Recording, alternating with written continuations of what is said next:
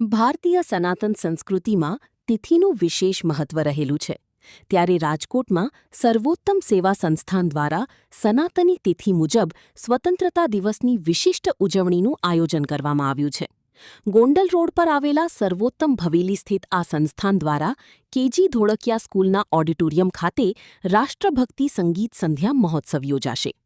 આ કાર્યક્રમ વૈષ્ણવાચાર્ય ગોસ્વામી ગોપેશકુમારજી મહારાજશ્રી અને ગોસ્વામી પરાગકુમારજી મહોદયની વિશેષ ઉપસ્થિતિ તથા અધ્યક્ષતામાં યોજાશે.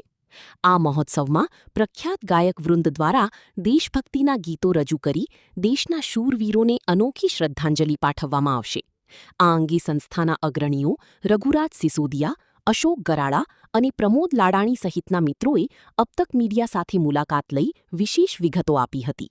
રઘુરાજ સિસોદિયા, સર્વોત્તમ હવેલી સર્વોત્તમ સેવા સંસ્થાન રાજકોટ. ગોસ્વામી વૈષ્ણવાચાર્ય ગોપેશકુમારજી મહારાજશ્રી તેમજ વૈષ્ણવાચાર્ય ગોસ્વામી શ્રીમાન પરાગકુમારજી મહોદયશ્રીની આજ્ઞા અનુસાર સર્વોત્તમ સેવા સંસ્થાન દ્વારા હિન્દુ સનાતન સંસ્કૃતિ પ્રમાણે, હિન્દુ કેલેન્ડર પ્રમાણે, આપણે સનાતની કેલેન્ડર પ્રમાણે સ્વતંત્રતા દિવસ આપણે તારીખ પ્રમાણે ઉજવતા હોઈએ છીએ.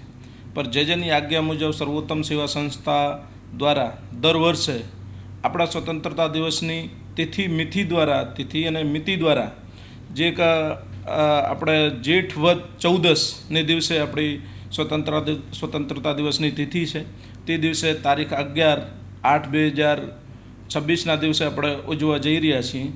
તો તમામ વૈષ્ણવ અને સનાતની હિન્દુ વૈષ્ણવો માટે આપણે આ કાર્યક્રમનું આયોજન કરેલ છે. તિથિ પ્રમાણે આપણે સ્વતંત્રતા દિવસને ઉજવવા જઈ રહ્યા છીએ. તો બધા વૈષ્ણવો અને સનાતની જનતાને હાર્દિક આમંત્રણ છે. તો આપ સૌ કાર્યક્રમનો લાભ લેજો.